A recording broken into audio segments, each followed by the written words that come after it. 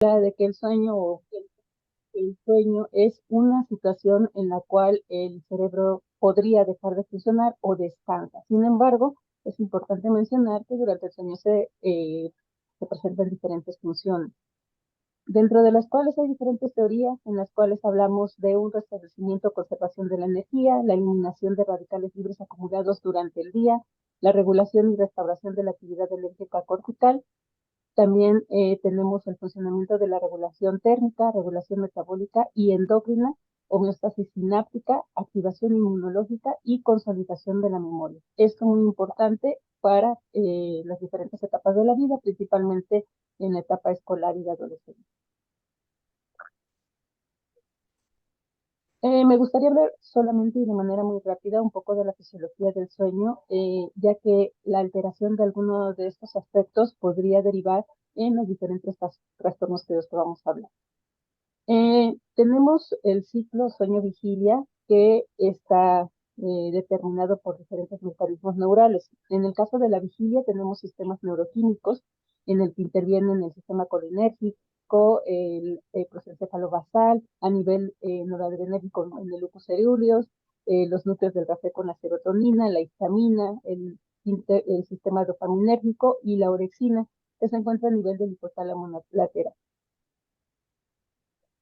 Estos mecanismos también se ven relacionados a nivel del sueño o cuando se presenta el sueño.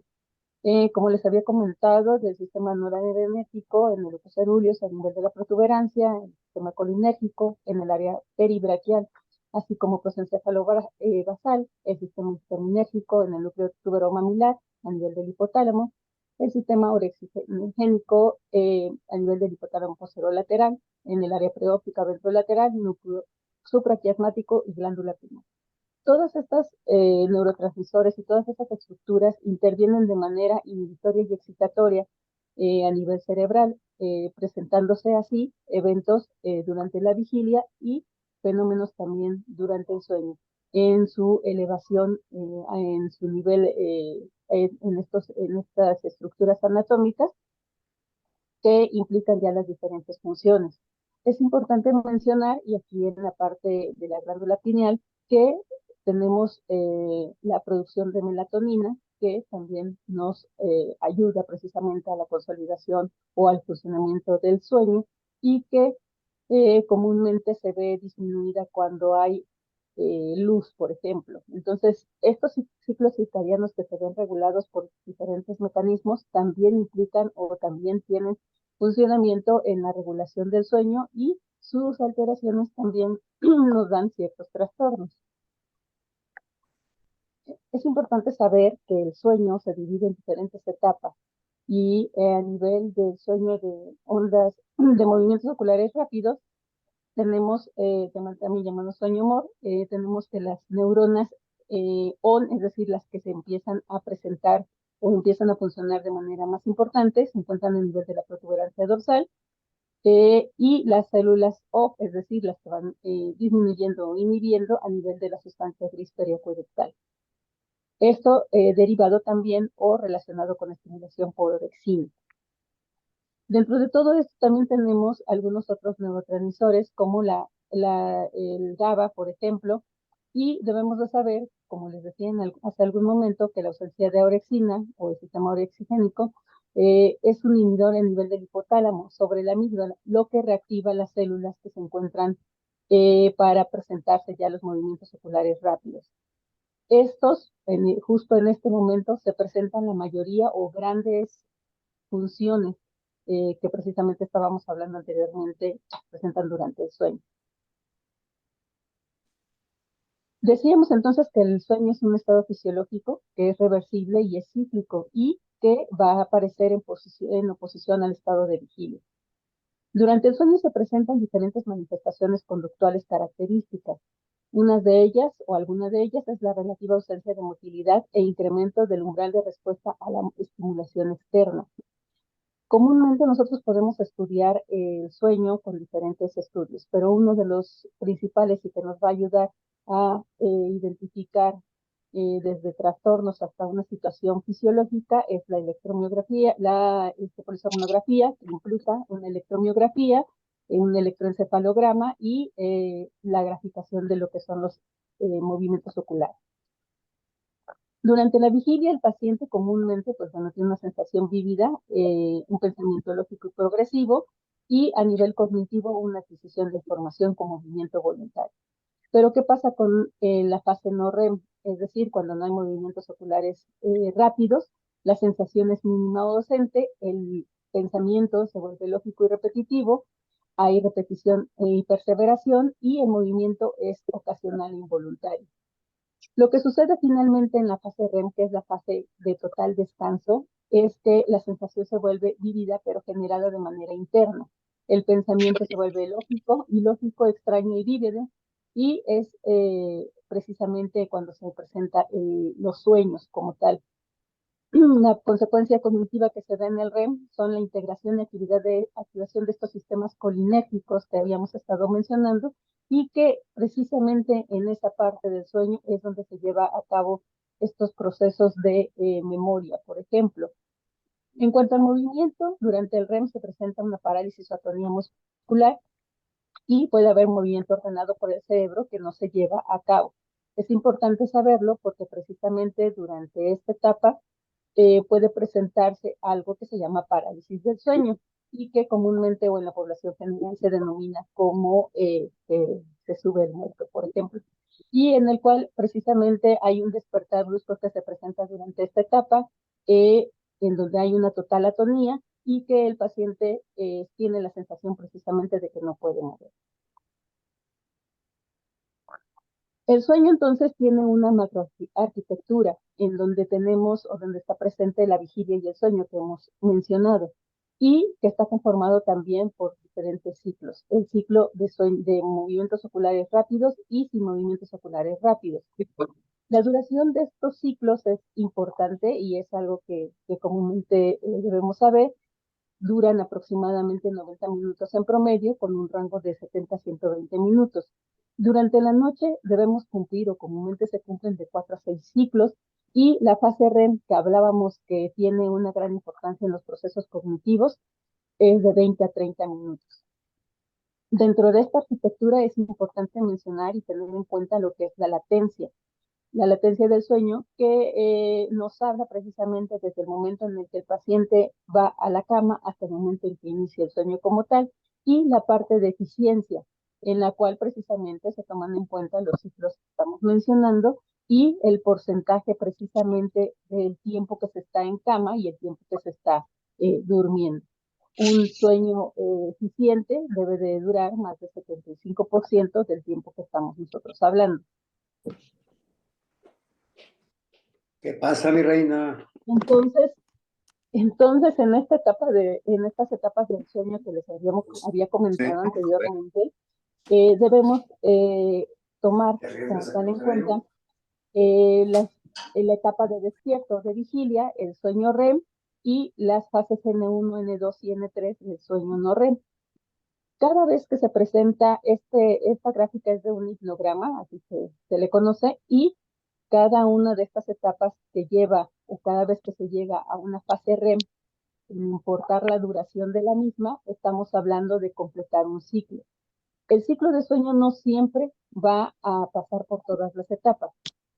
Como les mencionaba, una vez que llega a la etapa de sueño REM, se toma en cuenta como un ciclo de sueño. Y ya habíamos mencionado anteriormente que durante la noche podemos presentar, o se pueden presentar, de 4 a 6 ciclos de sueño.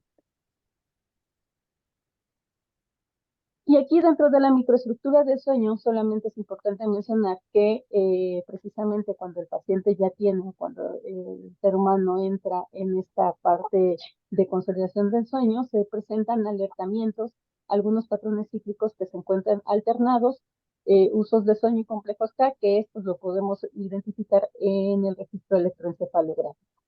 Cuando hacemos este tipo de estudios para los diferentes trastornos neurológicos, precisamente notamos o llegamos a esta etapa de sueño, que es la segunda fase, en la cual encontramos estos grafoelementos característicos.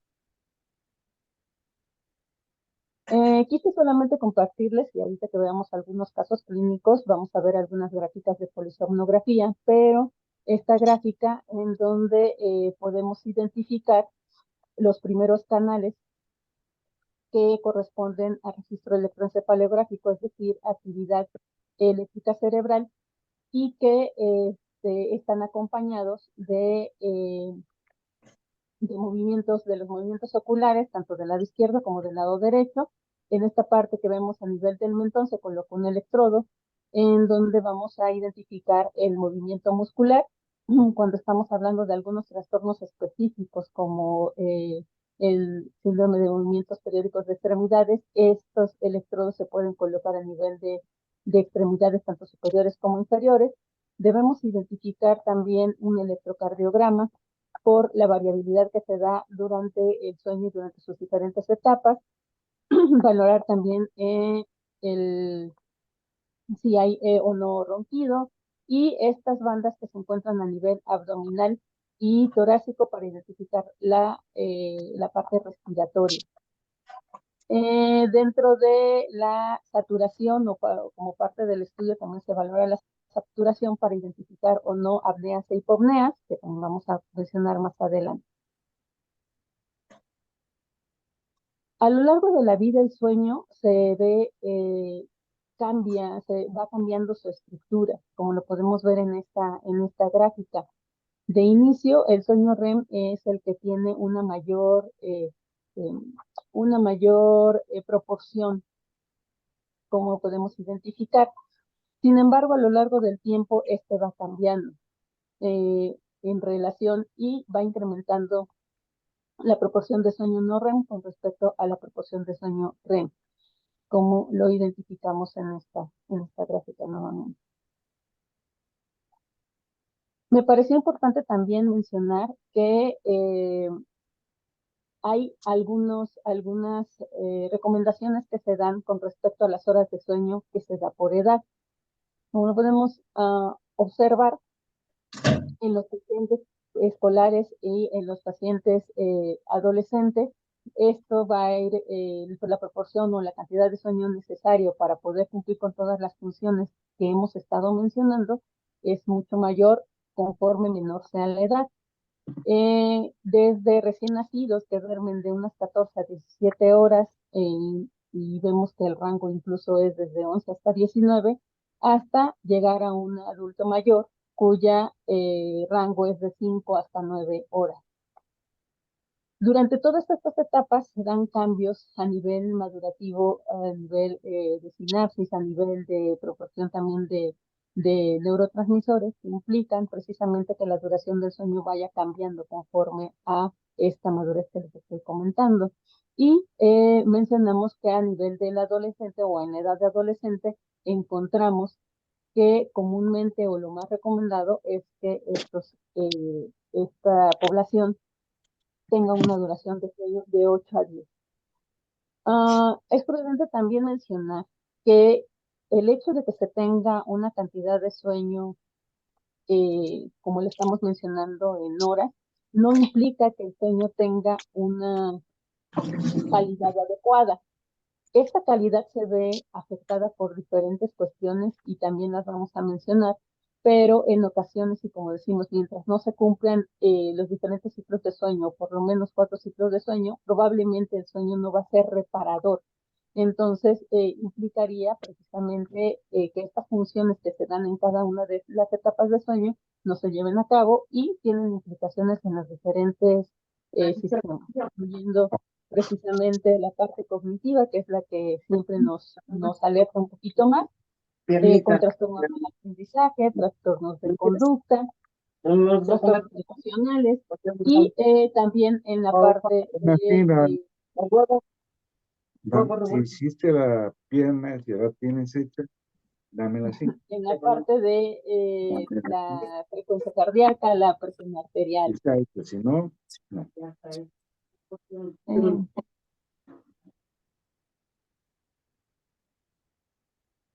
Ok, durante adolescencia, la adolescencia, ¿qué es lo que sucede? Durante adolescencia tenemos que el incremento de la necesidad de sueño se vuelve normal. por los cambios precisamente que hemos estado mencionando, los cambios desde cuestiones endocrinológicas, cuestiones sistémicas, parte cognitiva. Sin embargo, sí se contrapone con otras características o con otras situaciones, como el mayor nivel de exigencia en la escuela, que entonces produce que esta cantidad de sueño no siempre sea la adecuada, la mayor actividad social y el inicio de actividades laborales en algunas ocasiones o en algunas poblaciones. Esta actividad social nos referimos precisamente a la interacción entre pares o la frecuencia en la que empiezan a ir, por ejemplo, a fiestas o el inicio de algunas otras actividades como, por ejemplo, videojuegos y demás.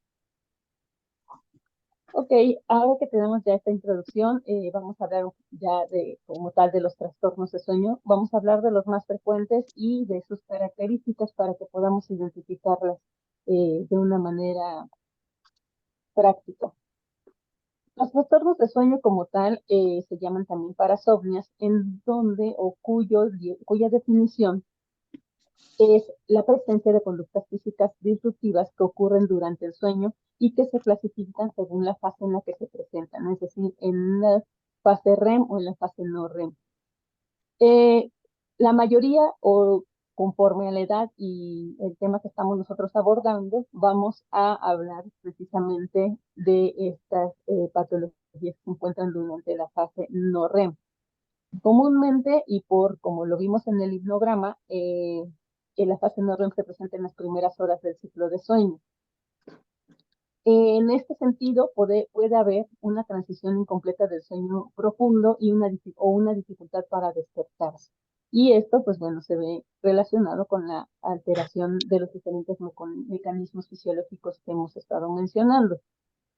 En general, podemos hablar que la prevalencia de al menos una parasomnia a la edad de 13 años es del 78%. Es decir, la mayoría o gran parte de los adolescentes ha presentado algún tipo de alteración durante su vida.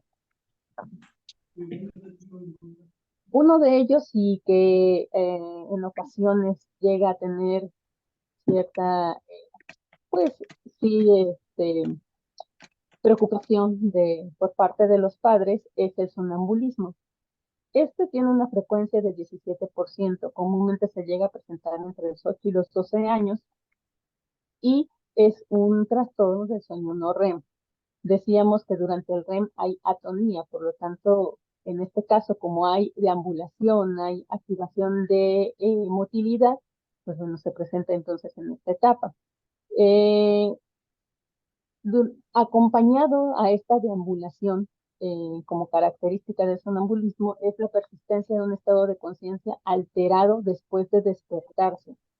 El paciente no va a tener recuerdos del episodio y puede tener una conductas inapropiadas, como por ejemplo, no sé, orinar una planta, como por ejemplo, tirar las cosas o querer saltar por una ventana. Comúnmente tienden a chocar contra objetos e incluso a caer. Eso es lo que más preocupa, porque cuando los pacientes son ya un poco mayores, incluso pueden llegar a salir de la casa y salir a la calle y ponerse en peligro. Entonces, es importante identificar. Hay factores que predisponen precisamente al sonambulismo. Uno de ellos es el factor genético. Hay una gran carga cuando tenemos antecedentes familiares del mismo. Cuando hay una deprivación de sueño, es más frecuente que se llegue a presentar el fenómeno cuando el sueño se ve bien establecido. Hay también alguna relación con algunas patologías, como por ejemplo el hipertiroidismo, la migraña, traumatismo craneoencefálico, encefalitis o algún tipo de infarto a nivel cerebral. También el periodo premenstrual, el estrés y la fiebre pueden provocar o pueden tener una relación con predisposición de sonambulismo, obviamente en pacientes que ya tienen el padecimiento como tal y exacerban los fenómenos. Algunos fármacos como el litio, las fenotiacidas y los anticolinérgicos pueden tener también como factor, pueden funcionar o tener participación predisponente para el sonambulismo. Dentro de ello, ahorita vamos a hablar cómo lo manejamos y qué es lo que tenemos que hacer. Dentro de esta parte del tratamiento o del manejo del sonambulismo están algunas medidas de seguridad que vamos a mencionar más adelante. Es muy frecuente que se llegue a presentar en alguna consulta la sospecha de terrores nocturnos. Comúnmente los terrores nocturnos se presentan en edades más tempranas que la adolescencia, en pacientes puberales o prepuberales, pero es importante mencionarlo por la frecuencia en la que tenemos de los mismos. Se caracteriza principalmente por un despertar de sueño o de ondas lentas es decir, en la fase N3 del sueño no REM, y que va acompañada por llanto, gritos, miedo intenso y activación del sistema nervioso autónomo, con una gran activación autonómica. El paciente comúnmente lo que hace es sentarse en la cama, grita y llora, con una expresión facial de terror. La actividad física es muy vigorosa y el comportamiento violento. Estos pacientes no recuerdan el evento, tienen una amnesia para el evento y comúnmente después de que pasa el fenómeno vuelven a dormirse sin ningún problema. En ocasiones, y es importante mencionarlo, estos terrores nocturnos pueden llegarse a confundir con crisis epilépticas.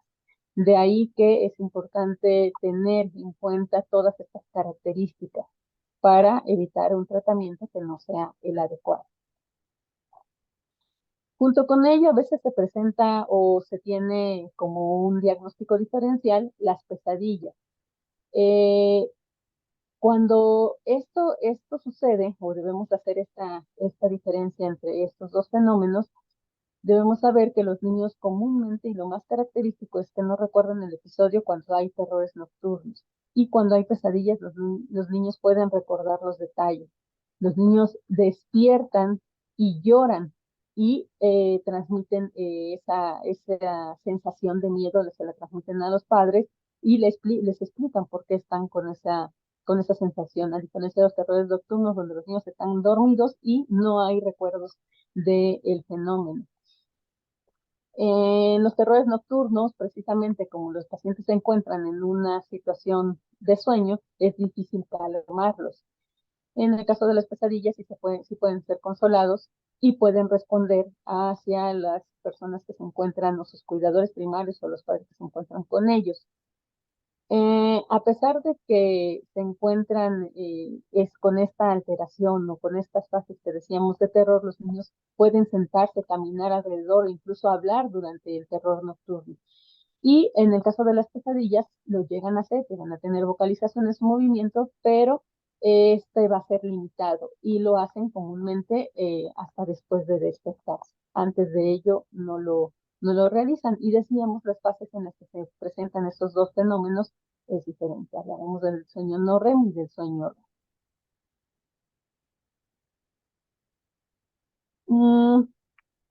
Comúnmente estos factores precipitantes o esta prevalencia de este trastorno va de 1 a 6.5% en niños, 2.2 en adultos y ocurre en el primer tercio del periodo de sueño. Los antecedentes familiares son positivos y comúnmente en adultos se relacionan con algún trastorno como de tipo psiquiátrico, como trastorno bipolar, depresión no psicótica o incluso ansiedad. Los desencadenantes van a ser los mismos para el sonambulismo, como decíamos, alteración en el inicio del sueño o deprivación del mismo, todo lo que son algunos fármacos que ya también habíamos mencionado. Otro trastorno que comúnmente o que es como curioso o que produce algún tipo de preocupación en los padres es la somniloquia. Esto habla de que el paciente habla dormido. Es muy frecuente, tiene una prevalencia hasta del 50% en pacientes de 3 a 13 años y que puede mantenerse o puede continuarse durante la edad adulta. Comúnmente la somniloquia no se presenta sola, sino acompañando al sonambulismo de los terrores nocturnos. Como les decía, es la parasomnia más frecuente y puede persistir durante la edad adulta. Estos trastornos de los que hemos hablado y que les decía que iba a platicar un poquito de tratamiento, este se basa principalmente en la psicoeducación, en la parte de higiene de sueño y en algunos otros métodos, como por ejemplo los despertares programados. Es decir, siempre tener al paciente o identificar en qué parte del sueño en qué parte durante el sueño se está presentando el fenómeno y tratando de evitarlo, despertarlo antes de que este suceda. Obviamente, y el pilar y más importante del tratamiento va a ser la educación principalmente a los padres, a los cuidadores y también al adolescente. En ocasiones, y algunos de estos trastornos, decíamos, es por la deprivación de sueño, por la falta de sueño, y aquí es importante también poder programar siestas. Esta parte tiene un asterisco porque las siestas no deben durar más de 30 minutos, máximo 45 minutos, ya que el hecho de que se presenten con una mayor duración pueden alterar la arquitectura del sueño durante la noche y entonces estamos generando mayor complicación en lugar de ayudar. Algunos de estos pacientes requieren manejo con melatonina, principalmente aquellos que sufren de insomnio o que tienen alteraciones en el ciclo circadiano, relacionado con alteraciones o patologías agregadas, principalmente de tipo emocional. Decíamos que la melatonina se encuentra o que se produce normalmente con referencia a un ciclo circadiano relacionado con la luz y que en ocasiones, pues bueno, esta se ve afectada con una disminución durante la noche. Ahorita vamos a hablar un poquito más de eso. Cuando estos trastornos se ven o afectan demasiado la calidad de vida de los pacientes, cuando son demasiado o los eventos son demasiado violentos o no se puede mejorar de manera sustancial esta parte de la higiene de sueño, podemos ayudarnos un poquito con el clonazepam o con algunos antidepresivos tricíclicos. Esto por la asociación que ya habíamos hablado que tienen estos trastornos con alteraciones psiquiátricas como son la depresión y la ansiedad. Decíamos hace un momento, comentábamos que con respecto al sonambulismo y con respecto a otras alteraciones del sueño no REM, podemos tener y tomar en cuenta algunas medidas de seguridad. Estas están relacionadas y tienen que ver, como su nombre lo dice, con la seguridad del paciente. Bye. Debemos evitar que el niño se Que creo que se canse quedó su muñeca y demasiado una chamarrita en Sí, ahí están en tu recámara. Te iba a decir y desde ese día tratar de porque prevenir estaba. el ¿Y insomnio. Blancanieves? Sí. Sí, yo me di cuenta hasta. Ahora apague Me su distrae. micrófono. Sí, te las lleva tu Claro. papá. Por favor, apaguen su micrófono. Sí, ahí están. Ok, entonces debemos evitar que el niño se canse demasiado y evitar y tratar o prevenir el insomnio. Esto principalmente porque decíamos que esta deprivación de sueño o esta alteración en la cantidad de sueño puede provocar sonambulismo o puede exacerbar el sonambulismo. El dormitorio comúnmente debe estar en una planta baja para evitar una caída accidental. Las ventanas y puertas del dormitorio deben de estar siempre bien cerradas porque decíamos que algunas conductas inapropiadas o conductas que se pueden presentar son pues precisamente saltar por la ventana y ha sucedido o se han reportado algunos casos. Las ventanas deben estar cubiertas con cortinas muy pesadas para evitar lesiones y cortes si es que el paciente llega a chocar contra ellos, contra el vidrio. La cama debe de bajarse al piso si es posible para evitar caída y remover todos los muebles que se encuentran cerca del borde de la cama, como por ejemplo las mesas de noche, etcétera. Algunos armas potenciales o algunos objetos punzocortantes como cuchillos, tijeras deben mantenerse en un lugar seguro y como les decía anteriormente, como esta parte de sonambulismo, estos pacientes llegan a tener o tienen conductas que ya previamente han aprendido, en ocasiones pueden utilizar los automóviles, ¿no? Entonces hay que evitar que las llaves del coche se encuentren al alcance, deben ser guardadas en un lugar seguro. Es importante también mencionar el insomnio primario. Si bien la frecuencia es baja, es de un 5%, y la presentación es mayor en adultos, con las diferentes situaciones que se han vivido en la población en los últimos años, hablando de pandemias hablando de la pandemia y hablando de la exposición a pantallas, este ha ido un poquito en aumento. El insomnio primario aumenta con la edad, es mayor en mujeres que en hombres y también se encuentra muy relacionado con alteraciones de tipo psiquiátrico como depresión, manía, abuso de sustancias y ansiedad. El insomnio puede presentarse de manera muy aguda y este siempre está relacionado con estrés o cambios ambientales en menos de 4 semanas. Y cuando se presenta durante más de 4 semanas, ya hablamos de un insomnio crónico.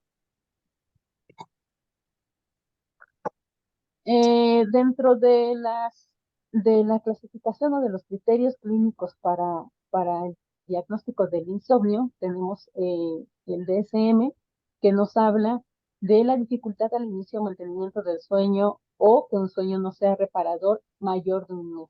El sueño no reparador principalmente estamos hablando, y como lo mencionaba, que no se cumplen estos ciclos de sueño. Tal vez aquí se preguntaría cómo sin un estudio de polisomnografía, ¿cómo podemos identificarlo? Se habla del sueño fraccionado o fragmentado, es decir, varios despertares durante la noche. Aquí comúnmente me preguntan y dicen cuántas veces es lo normal o lo esperado que una persona se despierte durante la noche. Podemos hablar que solamente en una ocasión. Cuando esto aumenta, pues definitivamente estamos hablando de que este sueño se está fraccionando y que va a tener repercusiones posteriores en las diferentes funciones que se realizan. Entonces, o hablando de otro criterio, es el malestar o deterioro significativo, pues por la privación de sueño, la exclusión de otros trastornos de sueños o trastornos psiquiátricos que estén relacionados con la alteración para iniciar o para mantener el sueño. Y con respecto a los criterios de CIEDE, se agrega también que esta alteración o este fenómeno se presenta al menos de 3 veces a la semana durante aproximadamente un mes. Ok, hasta aquí son como los trastornos que son más frecuentes o que son preguntas muy comunes durante la consulta y que pues es importante que se identifiquen de esta manera y que podamos ayudar de alguna forma al paciente para poder cumplir con este sueño eficiente y que de esta manera pues las funciones que se realizan durante el mismo sean también las adecuadas. Hay dentro de los trastornos del sueño un grupo de alteraciones que se dan cuando están relacionadas con la respiración. Dentro de ellas tenemos el ronquido habitual, así se le llama, con una frecuencia de 27%, yo creo que más, pero bueno, 27% es lo que se ha reportado, y la apnea obstructiva del sueño, que va de 1.2 a 5.7%, con una prevalencia entre los 2 y los 8 años. Comúnmente en niños, la causa más frecuente de este trastorno de sueño de apnea obstructiva se da relacionada por hipertrofia de amígdalas y adenoides. Sin embargo, en pacientes, en adultos, comúnmente se ve relacionado con obesidad. Desafortunadamente, y como ya lo sabemos, la obesidad ha ido incrementando de frecuencia en edad pediátrica. Por lo que también esta apnea obstructiva se ve presente. En los trastornos anteriores no puse algún caso clínico porque, como les decía, como son los más frecuentes, a los que más hemos tenido o se han identificado, pues bueno, siento que no era necesario, pero ahora que vamos a ver otros trastornos, sí me gustaría comentarles algunos casos. Este primero es un adolescente masculino de 16 años sin antecedentes prenatales de importancia. El paciente acude primero de preparatoria y el aprovechamiento que nos reportan es irregular. Se comenta por parte de los padres y de los maestros que el comportamiento es agresivo y comúnmente se queda dormido durante las clases. Se refiere también que cursa con somnolencia diurna excesiva y durante la noche presenta ronquido, ruidos nasales, despertares frecuentes, duerme con hiperextensión cervical y despierta con la boca seca por esta respiración oral que se presenta durante el sueño. A este paciente se le realiza una polisomnografía, que es el estudio para su diagnóstico y en donde podemos identificar, digo, no vamos a ver una clase de polisomnografía, pero sí los canales que habíamos hablado anteriormente que tienen que ver con los movimientos oculares, con el registro electroencefalográfico, con la electromiografía, el electrocardiograma, con la parte del ronquido, el flujo aéreo, la presión nasal y la presencia de estas bandas que se ponen a nivel torácico y abdominal para identificar precisamente la falta del movimiento de estas estructuras para identificar lo que son la apnea y la hipopnea. Solamente para identificarlo, así es como se aplana precisamente en esta gráfica y y donde podemos identificar precisamente el trastorno de la respiración. Es importante mencionar que como antecedentes que debemos de tomar en cuenta para este tipo de pacientes y una de las características es la somnolencia diurna excesiva. Son pacientes que comúnmente tienen muchos sueños durante el día, que apenas suben al auto y llegan a quedarse dormidos. Y por otro lado, pues bueno, ya estas alteraciones que habíamos mencionado, como el ronquido, la apnea, algunos pacientes adultos cuando ya tienen a su pareja, la pareja identifica perfectamente cuando el paciente deja de respirar, los ruidos nasales, el incremento del trabajo respiratorio, la respiración paradójica, puede haber enuresis, un sueño inquieto, diaforesis, la hiperextensión cervical, pues que se hace de manera compensatoria para que precisamente el flujo aéreo sea un poquito mayor. Los pacientes tienen despertares frecuentes por la presencia de alteraciones de la saturación y de esta falta de ventilación. La respiración se vuelve oral con la finalidad de incrementar precisamente el flujo aéreo que les comentaba, y al despertar se presenta un pobre rendimiento en adolescentes por pobre rendimiento escolar, en comportamiento agresivo, hay hiperactividad, trastorno por déficit de atención y puede haber también cefalea matutina.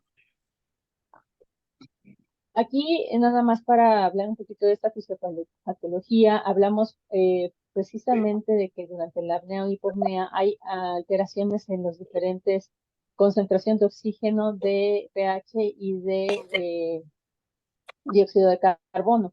Esto hace que haya alteración o estimulación en los quimiorreceptores y presenta por eso los microdespertares con una reanudación de la respiración. Estos microdespertares generan una disfunción a nivel cerebral y una fragmentación del sueño, que ya habíamos hablado previamente que esta fragmentación implica que el sueño se vuelva totalmente ineficiente. Esta disfunción cerebral y fragmentación del sueño lleva a alteraciones del comportamiento como las que hemos mencionado. Estas estimulación de quimiorreceptores en el sistema nervioso central también tiene cierta representación o alteración en la eritropoyesis con presentación de policitemia, y estos cambios en las concentraciones del oxígeno, dióxido de carbono y pH nos lleva a una vasoconstricción sistémica que puede haber o con ella puede estar acompañada de alteraciones en la presión arterial, así como la presión también pulmonar, con el fallo tanto cardíaco, tanto derecho como izquierdo. En el caso de pacientes con muerte súbita, sea infantil, se ha determinado que precisamente hay o están relacionados estos datos que estamos mencionando con una isquemia miocárdica, arritmia, bradicardia y que lleva precisamente a este desenlace. Los pacientes que tienen apnea obstructiva de sueño, decíamos, generalmente presentan somnolencia, obesidad, retraso en el desarrollo, pueden presentar alteraciones en signos vitales como hipertensión, desolvimiento del segundo ruido, en extremidades puede haber edema. A nivel anatómico, a nivel ventilatorio, puede haber edema a nivel de la fosa nasal, el pecho desviado, la fase adenoidea o hipertrofia mitalina, paladar alto. Pueden tener también sobremordida o macroglosia, hipoplasia mediofacial o micrognatia y retrognatia. Todas esas alteraciones o todos estos hallazgos, al identificarlos, pues debemos de darles un tratamiento específico para poder reducir de alguna manera estos eventos de apnea. Comúnmente en adultos decíamos que es mucho más frecuente la obesidad, es más frecuente la somnolencia diurna con relación a los niños.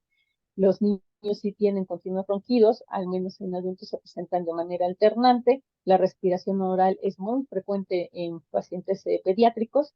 La presencia de obstructiva se da por apneas, a diferencia de niños que se da por hipopnea una vez que vemos la polisomnografía.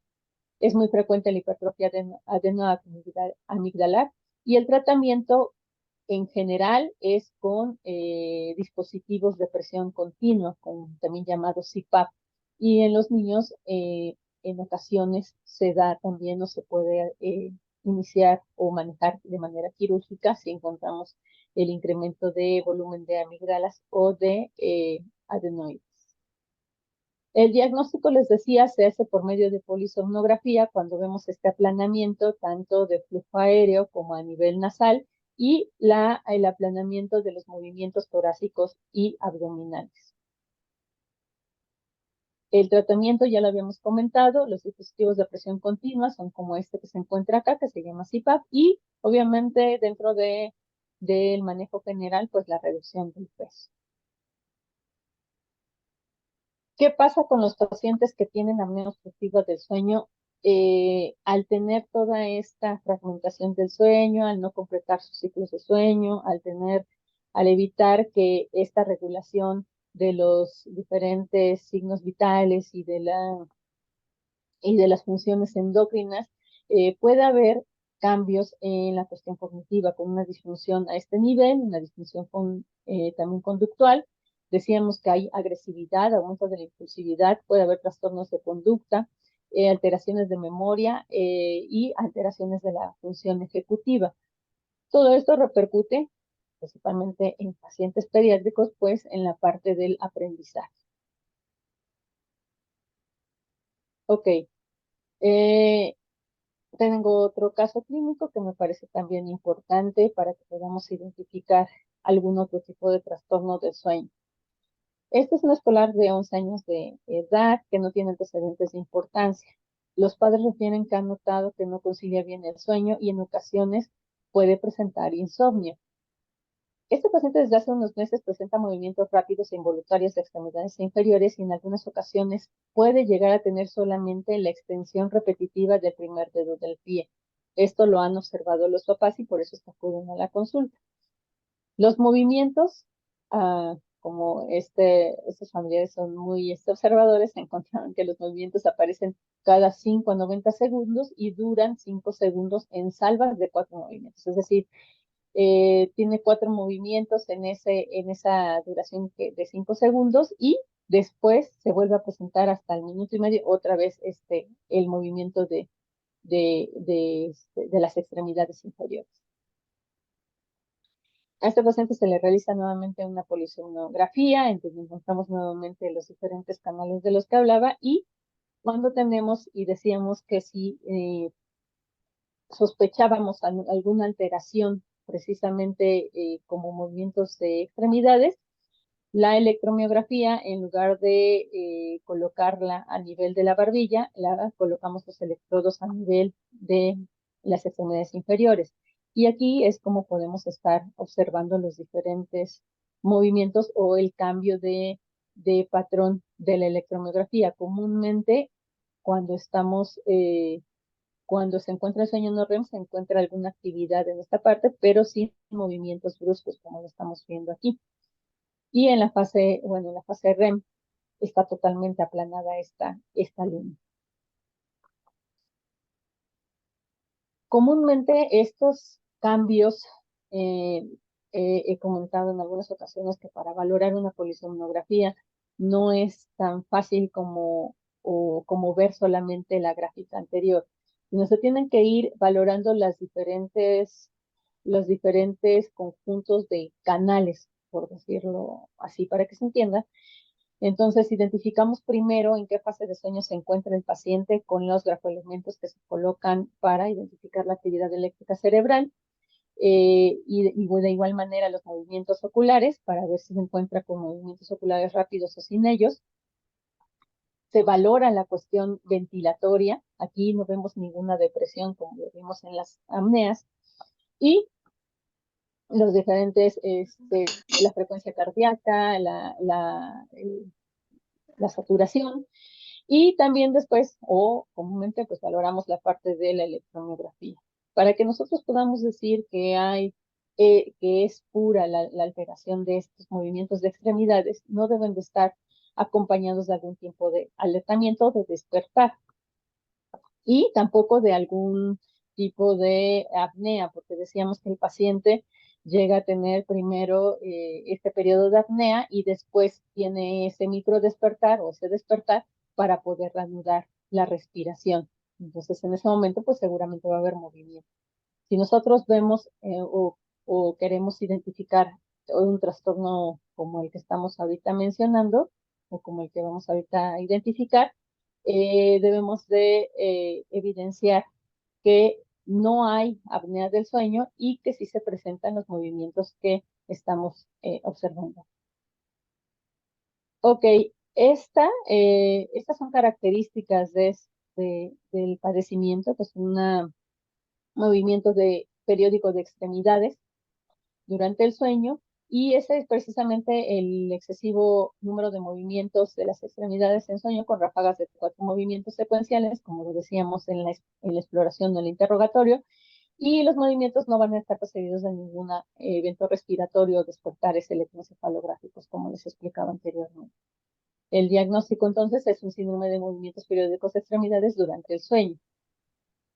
Se caracteriza, como su nombre lo dice nuevamente, con movimientos involuntarios regulares que pueden ser de una extremidad o de las dos extremidades y que pueden también presentarse solamente en el primer dedo del pie, como le pasaba al paciente. A veces están acompañados de flexión de cadera, rodilla y tobillos y pueden también afectar las extremidades superiores. No van a alcanzar la rapidez de una mioclonía. Yo comúnmente les digo a los pacientes cuando les estoy explicando epilepsia o los tipos de crisis epilépticas, que recuerden que la miotonía es de muy gran amplitud y que es muy rápida. Siempre les pongo el ejemplo que cuando se están quedando dormidos, y están demasiado cansados y se empiezan a quedar dormidos y tienen ese brinco, esa es una mioclonía. En ese caso, cuando estoy empezando el sueño, es una mioclonía del sueño, es algo fisiológico que se presenta en todas las edades, pero es como para identificar un poquito a qué tipo de movimientos nos referimos. En el caso de estos movimientos de las extremidades no alcanzan esa rapidez y si van a ser recurrentes cada 5 a 90 segundos. Los estadios en donde se presentan es en el primero y segundo de sueño no REM y la frecuencia de estos movimientos va a disminuir conforme se profundiza el sueño y, como decíamos, una vez que llegan al sueño REM, pues va a atonía, entonces no va a haber movimientos de extremidades. Hay condiciones que se encuentran asociadas a este tipo de alteración o movimientos periódicos de extremidades. Uno de ellos es la narcolepsia, algunos trastornos del comportamiento del sueño REM, que se ven comúnmente en adultos, algunos problemas respiratorios, la caticia, que se provoca por neurolépticos, algunas cuestiones como distonía, enfermedad de Huntington, síndrome de hombre rígido, hay síndrome de Isaacs, la esclerosis lateral amiotrófica, algún tipo de neuropatía periférica. Estas principalmente cuando tenemos algún otro trastorno y principalmente neuropatías del nervio periférico, esta sensación, este movimiento que se observa, también este movimiento excesivo de las extremidades se asocia o se acompaña de una sensación desagradable como dolor urente o una sensación de molestia que hace que el paciente esté moviendo las extremidades con la finalidad de reducir esa sensación. A ese trastorno se le llama síndrome de piernas inquietas. Es diferente en cuestión de la etiología, en cuestión del acompañamiento de esa sensación desagradable con respecto a esta que estamos hablando.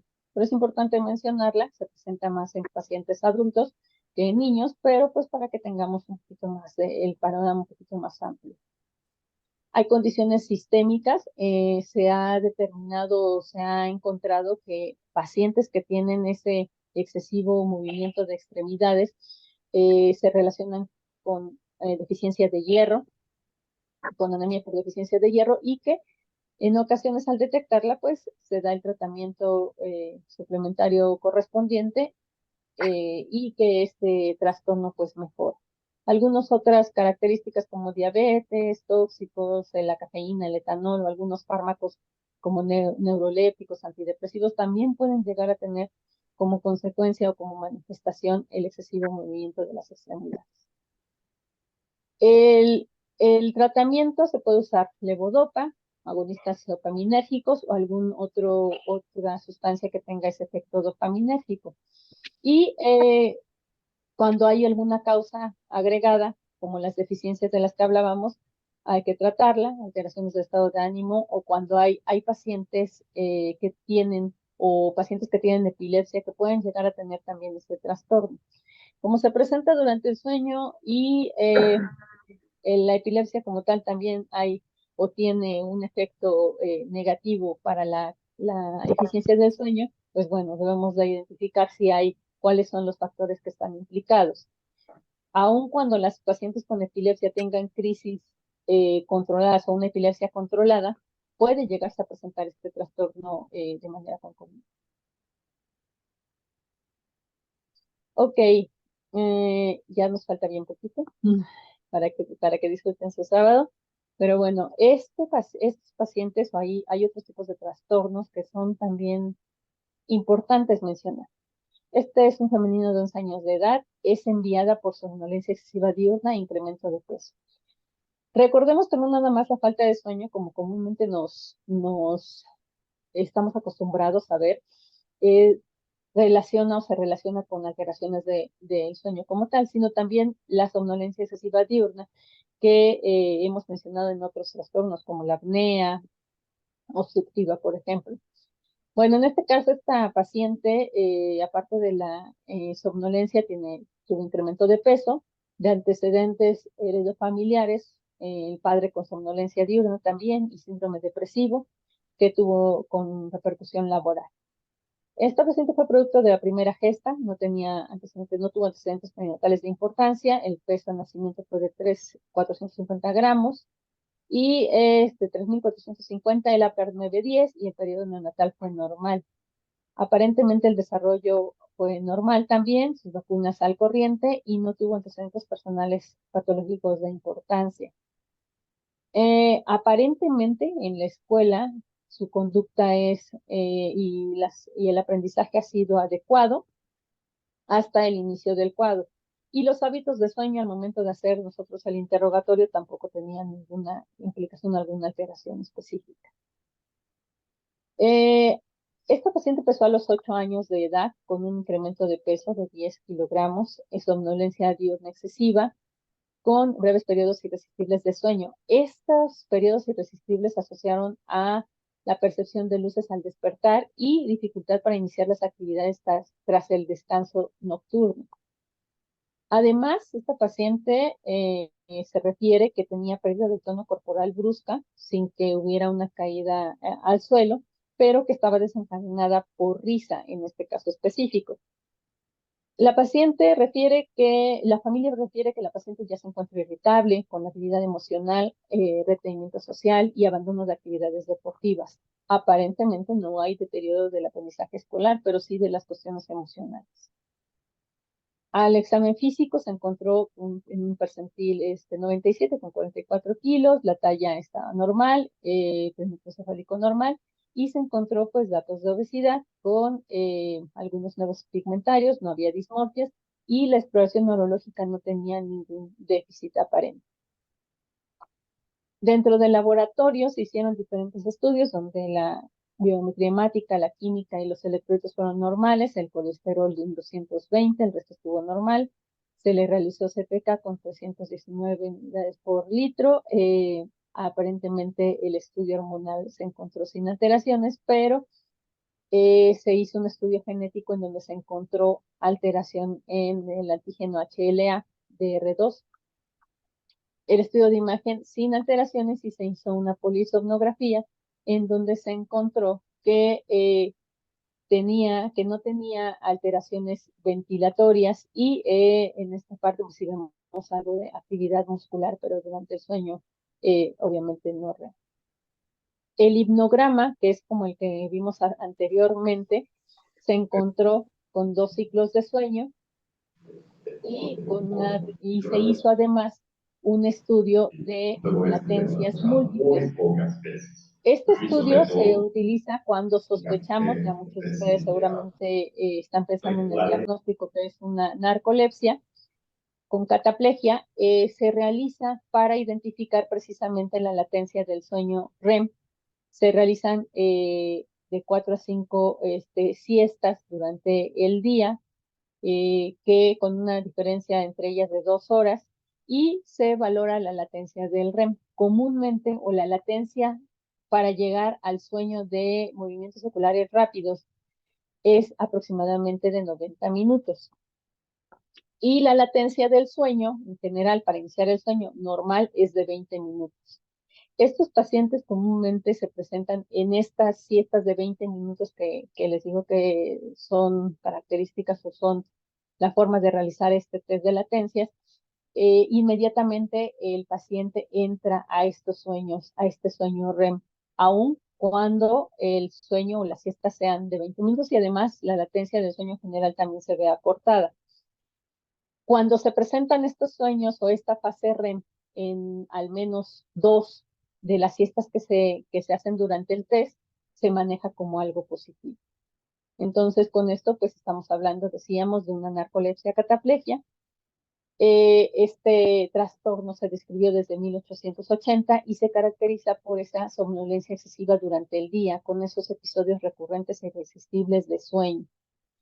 Hay formas que son incompletas, solamente con la somnolencia excesiva, o está acompañado de alucinaciones hipnagógicas, es decir, al inicio del sueño hay alucinaciones, parálisis del sueño, que ya habíamos hablado anteriormente, y la cataplegia, que es precisamente este fenómeno en el cual por cuestiones emocionales, ya sea risa,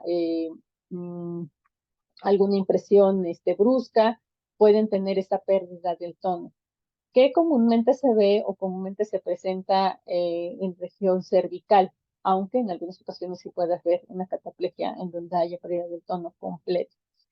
La cataplegia se presenta en el 70% de los pacientes, las alucinaciones hasta el 70% y la parálisis del sueño en 40%.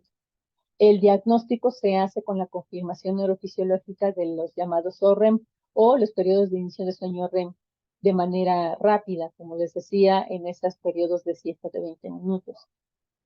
A veces los síntomas no se presentan tanto en la edad prepuberal y puede diferir estos criterios con respecto al adulto. Pero cuando se presenta esta cataplegia, esta narcolepsia cataplegia completa o esta narcolepsia completa, sí pueden presentarse o sí se presentan los síntomas que habíamos mencionado. Todas estas alteraciones o todos estos cambios derivan en problemas escolares, como los que ya hemos mencionado, ya no los vamos a mencionar nuevamente porque hemos sido como repetitivos, pero precisamente esta dificultad en el aprendizaje y de memoria son lo que lleva en ocasiones pues a la consulta médica, aparte pues del sueño. En ocasiones sí es difícil con los adolescentes porque como precisamente tienen un mayor requerimiento durante el sueño, a veces del sueño, a veces durante el día, se, se cree que ellos tienen esa somnolencia excesiva de una manera fisiológica, cuando realmente debemos descartar cualquier tipo de padecimiento, cualquier tipo de problema como los que hemos mencionado. Hay diferentes trastornos que se deben de tomar como diagnóstico diferencial, otros trastornos del sueño, algunos trastornos psiquiátricos, ansiedad, depresión siempre están como presentes y debemos de identificarlos si es que se presenta, la epilepsia nocturna, alteraciones endocrinas, algún tipo de alteraciones musculares y algunas alteraciones como la encefalitis, el tipo neurológico. El tratamiento, como en otros trastornos, y el pilar de ello va a ser la educación y apoyo del paciente y de los tutores. Es establecer un horario regular de sueño, también como lo hemos mencionado antes, la higiene de sueño, siestas diurnas programadas para evitar precisamente o para tratar de modificar un poco toda esta somnolencia excesiva que se presenta. Y también se pueden dar manejo con psicoestimulantes como el metilfenidato, el modafinilo o la dextroanfetamina. Ya casi por terminar, lo prometo. Esta es una adolescente femenina de 13 años, no tiene antecedentes de importancia y acude también por presentar sueño irreprimible como una necesidad imperiosa de sentarse o acostarse y dormir siestas hasta de 2 horas.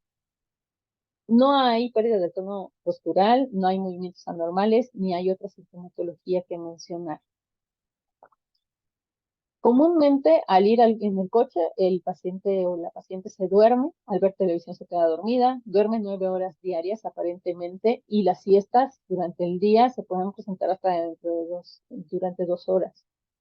El sueño aparentemente no es fragmentado, no ronca, ocasionalmente pudo o se presenta algún fenómeno o episodio de sonambulismo, no hay alucinaciones coincidentes con el inicio del sueño o al despertar, y en las mañanas sí llega a tener parálisis de sueño, es decir, presenta algunos segundos sin poder moverse.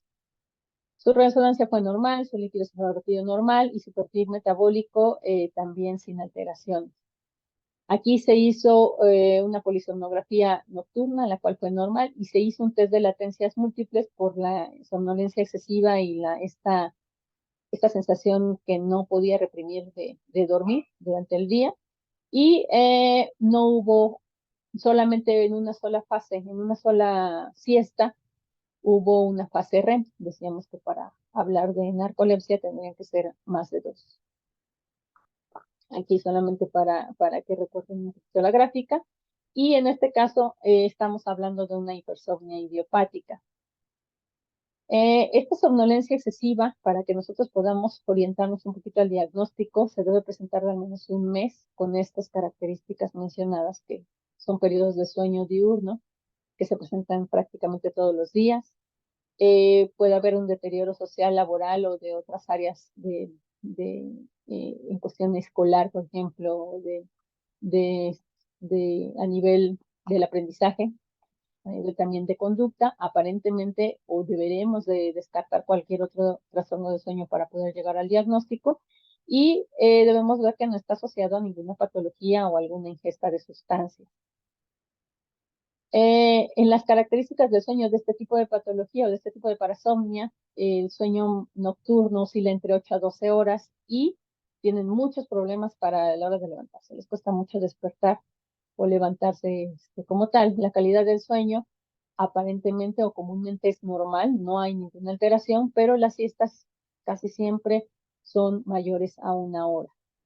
Y esto a la larga, como les había comentado previamente, cambia la estructura del sueño y cambia precisamente la proporción de las diferentes etapas del sueño, en donde se dan las diferentes funciones que hablábamos en un inicio.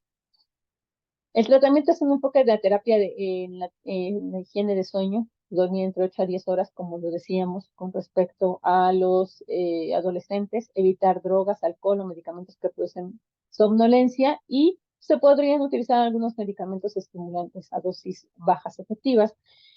Y también, como hemos estado mencionando una y otra vez, la parte de la psicoeducación.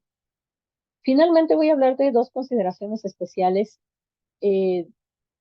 con respecto al sueño.